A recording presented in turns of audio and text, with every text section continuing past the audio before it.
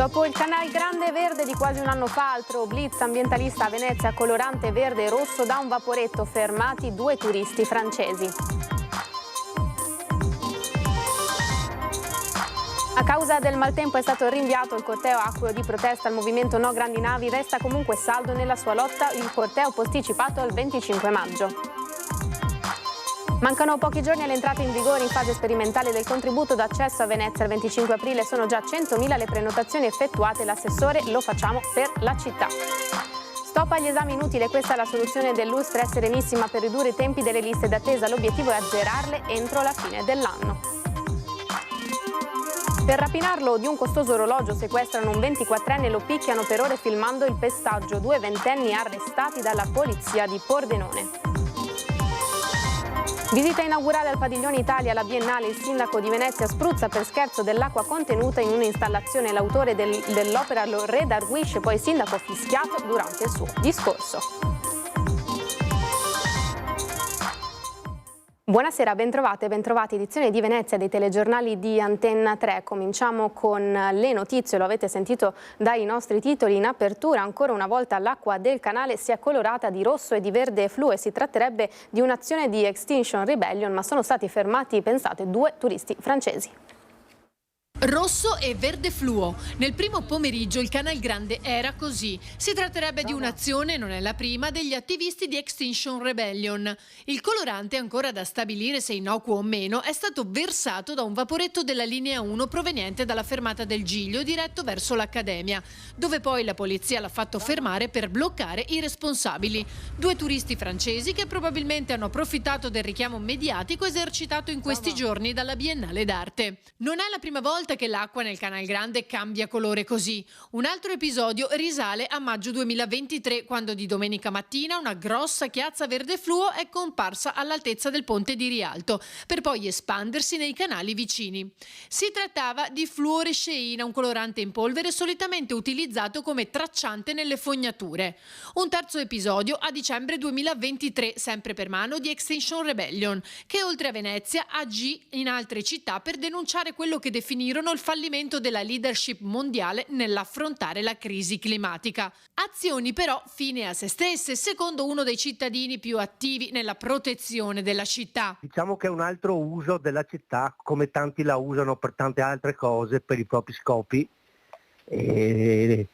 ma capisco che tecnicamente Venezia si presta a questo. Se vogliono fare delle proteste, che le facciano in modo diverso, che creino dei tavoli di discussione e portino la protesta in altri livelli, a un livello successivo, ecco, perché ok, abbiamo capito che fate il blitz, ne parlano tutti, andiamo sui giornali, sì, bello, però bisogna che comincino un po' a concretizzare un po' l'azione. Causa maltempo, la manifestazione del movimento No Grandi Navi è stata rimandata al 25 maggio. Il corteo acqueo organizzato dal movimento No Grandi Navi, previsto per domani a Venezia, è stato rimandato a causa delle raffiche di vento e delle maree imprevedibili degli ultimi giorni. La decisione di posticipare l'evento è stata presa per garantire la sicurezza di tutti i partecipanti. La lotta per proteggere la laguna e respingere le grandi navi non si ferma, ribadisce il comitato, e il corteo è solo rimandato per il 25 maggio. Nonostante il rinvio, la partenza della nave da crociera della MSC, oggetto della contestazione, è stata anticipata di 2 ore, decisione, secondo il movimento, che dimostra la validità delle preoccupazioni riguardo ai rischi di navigazione in condizioni meteo estreme e in un contesto così delicato come in laguna. Al posto del corteo acqueo, il comitato ha deciso di invitare i sostenitori della causa a partecipare a un momento di festa e convivialità presso i magazzini del Sale sabato dalle 16 alle 20, dove sarà possibile ammirare le opere che gli artisti volevano utilizzare per la coreografia del corteo acqueo. Per seguire gli obiettivi, ribadisce il comitato, non è solo una protesta contro l'impatto ambientale delle navi, ma anche un richiamo alla necessità di un'economia sostenibile. Le grandi navi siamo riusciti, dopo 10 anni di lotte importantissime, a cacciarle dalla città storica, dalla città di pietra. Ora dei progetti folli che prevedono spostamenti di fanghi inquinanti, che prevedono tagli di isole, che prevedono cementificazione della gronda lagunare e creazioni di nuove banchine, tutte cose che non hanno avuto nessun ok dalle varie VIA, dalle valutazioni di impatto ambientale. Ecco, questi scavi vorrebbero farle tornare nella laguna. Per questo è ripresa la mobilitazione no grandi navi. E mancano pochi giorni all'entrata in vigore in fase sperimentale del contributo d'accesso a Venezia il 25 aprile. Siamo a 100.000 prenotazioni, qui abbiamo sia i prenotanti e paganti, sia i prenotanti dichiarandosi poi esenti perché residenti in Veneto o perché turisti pernottanti in albergo. Sono numeri sicuramente impegnativi, però che cresceranno, perché si tratta di 100.000 sui 29 giorni, non ovviamente solo il 25 aprile, cresceranno perché il turismo giornaliero, quindi il turismo che poi pagherà, è un turismo che prenota un po' più a ridosso, insomma, sceglierai gli ultimi giorni di andare a visitare Venezia. Mancano pochi giorni all'entrata in vigore in fase sperimentale del contributo d'accesso il 25 aprile, che prevede la prenotazione per entrare a Venezia in determinate date dell'anno, una giornata che si preannuncia impegnativa. Da parte nostra con grande umiltà, ci chiediamo già scusa per il disagio e lavoriamo per chiedere la collaborazione di tutti perché dobbiamo salvare Venezia. Non è un motivo per far cassa, anzi spenderemo quello che incassiamo, se non di più. Lo scopo è trovare un diverso modo di visitare Venezia, disincentivare il turista giornaliero in quei giorni, in quei 29 giorni, invitarlo a visitare altri momenti dell'anno Venezia e sapere noi in anticipo quanti turisti arriveranno a Venezia quel giorno, in modo da impostare anche trasporti, sicurezza e pulizia in base ai numeri attesi. È una rivoluzione che però deve essere ovviamente portata avanti insieme e migliorata passo passo. A partire dai controlli e dal personale che sarà d'aiuto a chi dovesse trovarsi impreparato. C'è molto personale che avrà la funzione di informare, cioè raccontare in Piazzale Roma, in stazione o Riva degli Schiavoni ai turisti che stanno per entrare a Venezia che esiste il contributo d'accesso e che devono farselo. Tra l'altro con l'app possono farselo anche poco prima di entrare in città, molto velocemente. Poi c'è un livello di controllo, quindi chi accede a Venezia potrà essere controllato a campione. Gli verrà chiesto: scusi, sa che c'è il contributo, ha scaricato il contributo, è esente, mi dimostri il contributo, il QR code di esenzione, oppure invece può dire non sapevo, e in quel caso, se l'atteggiamento è di effettivamente uno che non sapeva, viene invitato a farselo. Se si vede che era qualcuno che voleva veramente entrare a Venezia facendo il furbo, sapendo la regola eccetera, è soggetto anche a multa. E in attesa di vedere come andrà la prima giornata, Venturini non nasconde preoccupazione per chi quel giorno metterà in scena una protesta. Speriamo che almeno rispettino le leggi, non facciano male a nessuno, non danneggino nulla, perché altrimenti insomma sarebbe veramente una brutta scena per la città. Ognuno ha la sua opinione. Rimarco però che se li avessimo ascoltati qualche anno fa non avremmo il Mose e quindi Venezia ogni autunno andrebbe sott'acqua negli ultimi anni, quindi per fortuna non li abbiamo ascoltati. E parliamo proprio di chi è contrario a questo contributo d'accesso, vediamo il servizio. Le voci del no al ticket d'accesso si fanno sempre più forti a Venezia, con una serie di iniziative volte ad opporsi alla sperimentazione del contributo voluto dal Comune. Durante una conferenza stampa presso Ca' Farsetti sono state presentate dall'opposizione le prossime azioni del fronte anti-ticket. Il 23 aprile alle 17:30 presso la Sala San Leonardo si terrà un'assemblea pubblica per discutere delle criticità e offrire risposte anche dal punto di vista legale a coloro che intendono opporsi alla misura.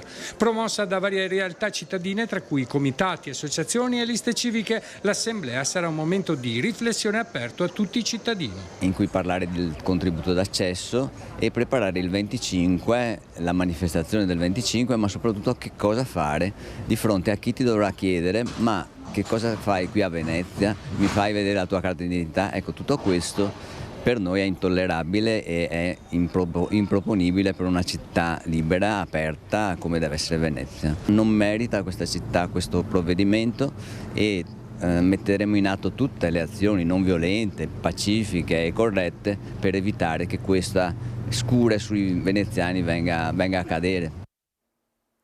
Sanità e liste d'attesa, vediamo ora le misure dell'US3. Combattere le lunghe liste d'attesa con l'appropriatezza prescrittiva, limitare quindi visite ed esami non necessari. È questa la nuova direzione intrapresa dall'Ulstre Serenissima per il rilancio del Servizio Sanitario Nazionale, un progetto di sensibilizzazione al 7° incontro che ha riunito all'ospedale dell'Angelo medici prescrittori di 6 diverse specialità, dai pediatri di famiglia, dagli specialisti ospedalieri fino ai medici di base. I dati di letteratura dicono che dal 20 fino al 40% presentato adesso in questo congresso delle prestazioni possono essere considerate inappropriate. Quindi noi, agendo in questo grande margine, potremo dare più opportunità ai cittadini di avere prestazioni nei tempi giusti. Prescrivere quindi solo esami essenziali per dedicare più risorse a chi ne ha bisogno, un sistema che nasce dall'analisi di dati su specifiche prestazioni erogate dall'Ulstre, come per esempio la colonoscopia. Abbiamo analizzato l'appropriatezza della prestazione dopo l'erogazione, quindi non tanto sull'impegnativa ma dopo l'erogazione, e la percentuale del 26% di prestazioni inappropriate è stata confermata. Una nuova direzione che guarda anche al risparmio finanziario del sistema sanitario. Abbiamo fatto una stima di quanto significa anche in termini economici, non sulla base del tariffario di prestazione ma per il bilancio aziendale, e nel 2023 l'inappropriatezza complessivamente, è una stima chiaramente, ha pesato sul bilancio aziendale per quasi 13 milioni di euro. Appropriatezza prescrittiva quindi che porterebbe alla diminuzione delle liste d'attesa e dello spreco di risorse, ma non solo. Ci sono esami che sono utili e appropriati, in certi casi esami non necessari possono anche provocare danni ai pazienti. Si possono anche evidenziare, i radiologi li chiamano reperti incidentali, delle anomalie che non avrebbero provocato danni e che invece danno origine a tutta una serie di ulteriori esami, a volte anche trattamenti, che possono essere dannosi per il paziente. Picchiato per ore e rapinato del suo costoso orologio, 2 ventenni sono stati arrestati dalla polizia di Pordenone. Il fatto è avvenuto a Pra Maggiore. La vittima racconta di essere stato invitato in questo appartamento di un amico comune per giocare alla PlayStation. In realtà, poco dopo essere arrivato, ha capito che l'invito era una mera scusa ed è stato immediatamente rinchiuso a chiave all'interno di una stanza, e i 2 aggressori hanno prima cominciato a insultarlo. Poi li hanno minacciato con un coltello, minacciandoli di fargli il segno della Nike sulla guancia, e poi hanno cominciato a picchiarlo e a aggredirlo violentemente per oltre 3 ore, fino a rapinarlo dell'Apple Watch. È stato questo il modus operandi che ha portato la polizia di Pordenone ad arrestare un 22enne di Chions e un 23enne di San Polo di Piave, italiani e di origine marocchina, accusati di reati come sequestro di persona a scopo di rapina e tentata estorsione. Non contenti, i 2 avevano persino deciso di filmare il tutto per riavere il costoso orologio. La vittima, un 24enne di Pordenone, anche lui di origini marocchine, avrebbe dovuto pagare la somma di 1.000 euro. I fatti, che risalgono allo scorso mese di novembre, sono avvenuti all'interno di un appartamento a Pra Maggiore, nel Veneziano, a disposizione di un amico comune ai 3, risultato estraneo ai fatti. Spaventato dalle minacce che nelle settimane successive la coppia aveva rivolto, oltre che a lui, anche al padre e al fratello, il 24enne aveva deciso di trasferirsi fuori regione, una volta raccontato il fatto alla questura lo scorso mese di febbraio. È stata decisiva la denuncia presentata dalla vittima in questura, e poi, grazie agli ulteriori accertamenti effettuati anche su alcuni dei testimoni dell'aggressione, siamo riusciti anche ad acquisire una parte del video che gli stessi aggressori avevano girato nei confronti della vittima, con cui hanno ripreso appunto alcuni momenti dell'aggressione. Le indagini eseguite dalla polizia, coordinata dalla procura, hanno consentito di acquisire ulteriori elementi fondamentali, come il riscontro derivante dalle utenze telefoniche degli arrestati.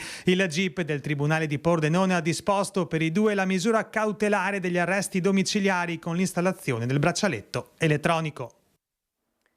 Torniamo a Venezia perché c'è stato un momento di tensione tra il sindaco Luigi Brugnaro e l'autore dell'installazione al padiglione Italia avvenuto questo pomeriggio nel corso della visita inaugurale alla presenza del ministro Gennaro Sangiuliano.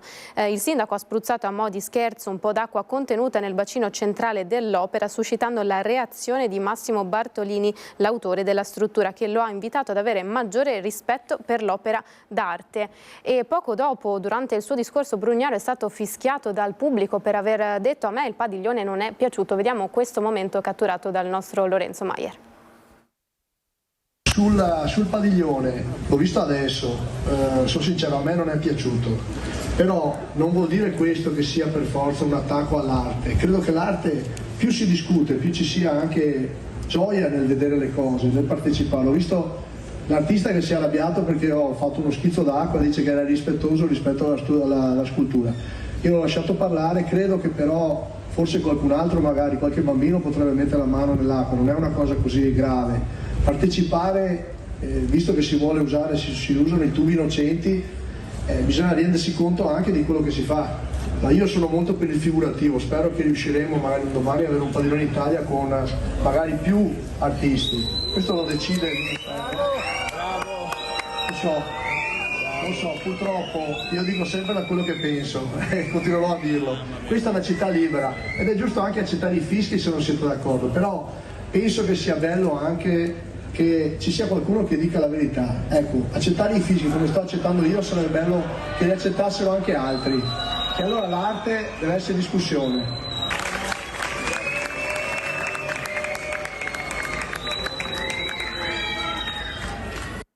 Noi ci colleghiamo proprio con il nostro Lorenzo Maier da Venezia per questo ultimo giorno di vernice della Biennale prima dell'apertura al pubblico di domani. Buonasera Lorenzo.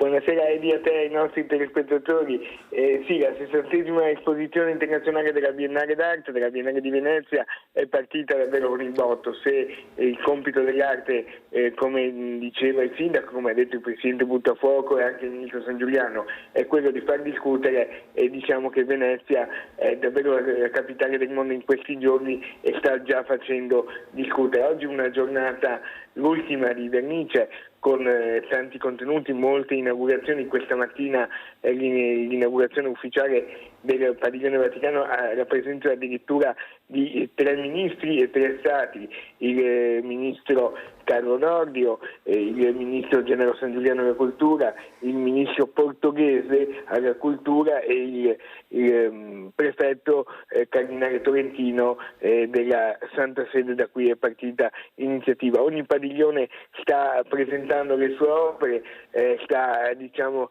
anche facendo degli happening per richiamare un pubblico che sta affollando in migliaia ogni giorno. Questa sera avremo già superato le 20.000 presenze negli ultimi 2 giorni. Da domani, prima la premiazione della giuria a Carl Giustinian Coniglioni d'Oro, poi l'apertura al pubblico. Mostra che rimarrà tra i giardini di Castello e l'Arsenale, aperta fino al 24 novembre. Prima di restituirti la linea, farei vedere il servizio che abbiamo preparato proprio sull'inaugurazione del Padiglione Vaticano al carcere femminile della Giudecca. Se non hai altre domande, vi saluto e restituisco la linea. Grazie Lorenzo. Una delegazione di ben 3 ministri ha inaugurato questa mattina il Padiglione Vaticano al carcere femminile della Giudecca. A guidare la delegazione il ministro della giustizia il veneto Carlo Nordio, insieme a quello ai beni culturali Gennaro Sangiuliano e al ministro portoghese alla cultura. Presenti anche il sindaco Luigi Brugnaro, il patriarca di Venezia Monsignor Francesco Moraglia e il prefetto Darco Pellos, insieme a tante autorità. Quello che deve essere il rapporto tra giustizia, tra arte e fede, visto che oggi siamo ospiti tra l'altro della Santa Sede. Ho già detto e ripetuto che questi 3 valori non devono entrare in conflitto tra di loro, ma devono essere coniugati sotto il segno anche della razionalità, perché l'aspetto rieducativo della pena ubbidisce non soltanto a criteri costituzionali, ma ubbidisce anche a criteri etici, a criteri religiosi e tutto sommato anche a criteri utilitaristici.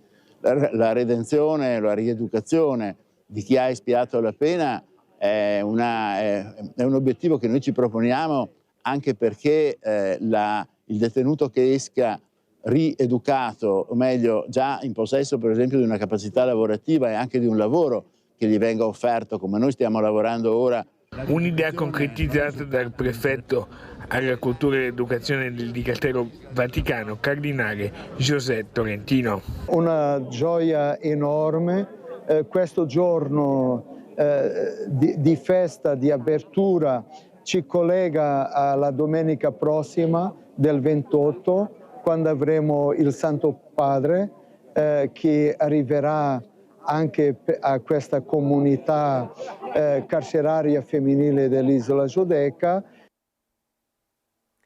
Cambiamo argomento perché questa mattina allo stabilimento Fincantieri di Marghera c'è stata una grande cerimonia per la consegna della nave da crociera Quinnen, la 128esima costruita dal 1990 a oggi. Tra gli ospiti anche i ministri Luca Ciriani e Adolfo Urso. Stiamo riportando il mare al centro della politica nazionale. Il governo ha dedicato al mare proprio un ministero con il quale collaborano tutte le altre amministrazioni anche per definire il collegato sulla Blue Economy e sulla subacquea che vedranno la luce nei prossimi mesi. Parole queste del ministro delle imprese e del Made in Italy Adolfo Urso.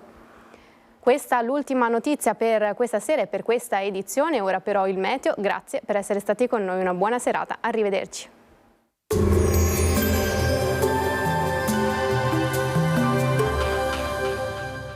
Per la tua casa vuoi sicurezza e comfort? Nel nostro showroom trovi serramenti efficienti e consulenza specializzata.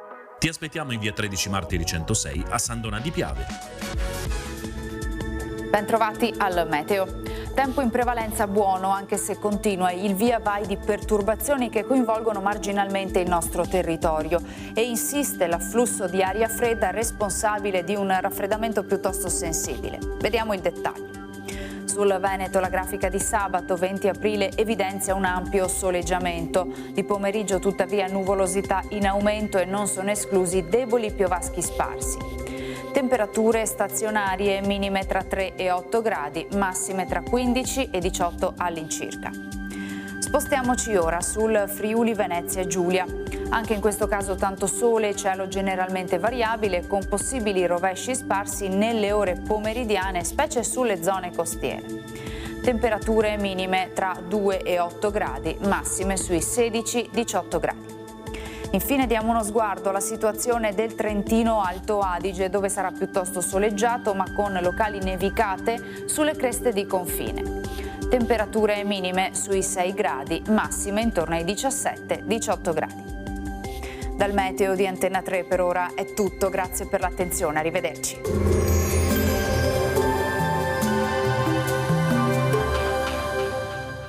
Per la tua casa vuoi sicurezza e comfort? Nel nostro showroom trovi serramenti efficienti e consulenza specializzata.